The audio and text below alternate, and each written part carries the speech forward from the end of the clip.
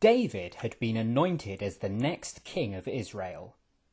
God's Spirit had left Israel's first king, Saul, and he was often greatly troubled. His servants suggested that music might calm him, and David was brought in to play the lyre, which soothed Saul greatly. The Philistines gathered their armies to fight Israel.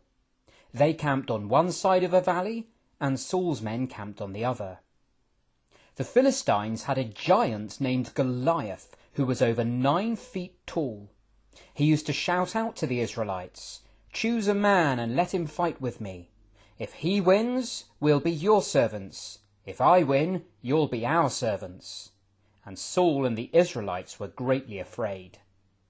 David's oldest brothers were in Saul's army, and one day David came to visit them with food.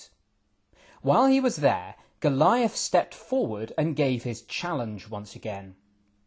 The Israelites were terrified, but David said, "Who is this Philistine that he should defy the armies of the living God?"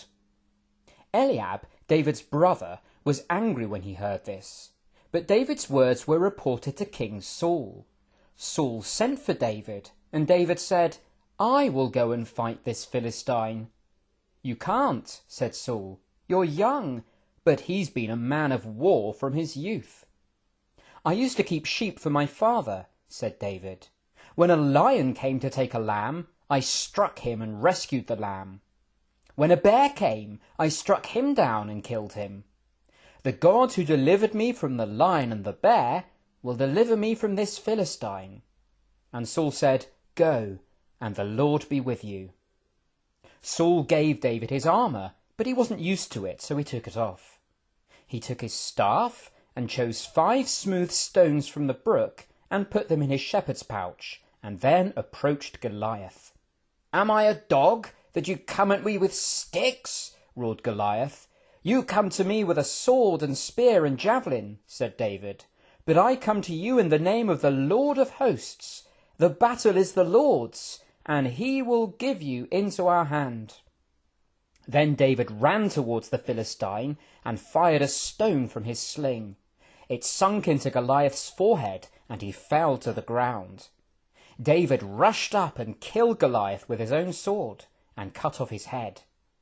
When the Philistines saw that their champion was dead, they fled away, but the Israelites chased after them, and David was summoned to Saul the king. We learn from this that God provides a champion for his people.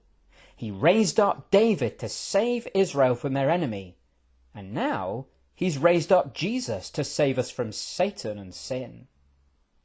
And we learn that God can save in extraordinary ways.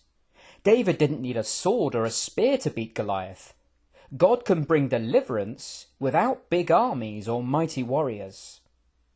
And we learn that we should put all our confidence in the Lord. David came to Goliath trusting in the Lord of hosts that he would give the victory. And we should put all our faith in God and his Son, Jesus Christ.